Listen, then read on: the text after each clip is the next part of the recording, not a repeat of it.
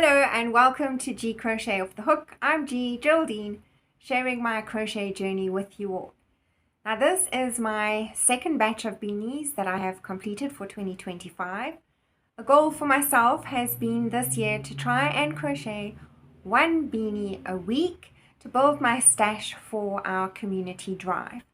And I tell you, it has been cray how fast it is to build your stash when you're crocheting with people from the YouTube streets. And that is how I got started with my first beanie that was inspired by Mad Mimi's Crochet and Farming. Laura has for a while now had a hashtag BotHatapalooza. What a fun word to say, hashtag BotHatapalooza. I do hope I'm saying that correctly.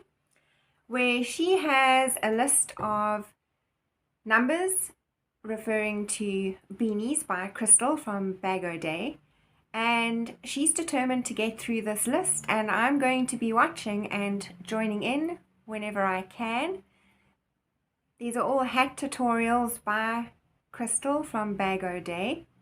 The one that I joined in on, that I caught her drawing the wee tag for, is actually the granny square hat, and the granny square hat tutorial is by Naztazia, and there is a scarf, granny square scarf, that Crystal does.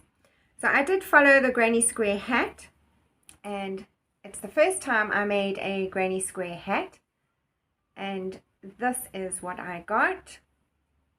Really fun make.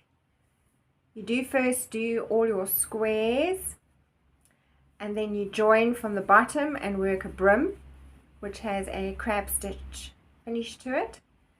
Then you go back to the top and you join in from there, and you create yourself this top section that you then cinch together. And that is the granny square hat by Naztazia. And you'd be able to follow along with other beanies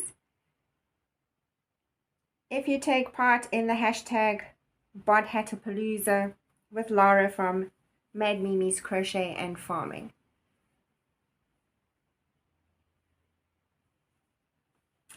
And then, as I said, my stash grew rather quickly because I've been catching up on some podcasts by Litza from Coco's Crochet, and what a lot of fun I have had.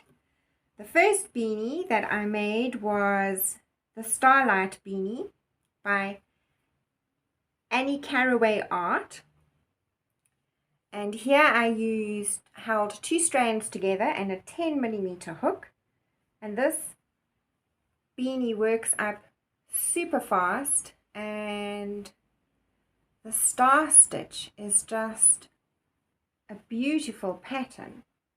So I did use a 10mm hook for this size, but I was so intrigued by this pattern that I did use a 6mm hook and one strand of yarn, and I was able to make a baby, or at least a newborn, Starlight Beanie.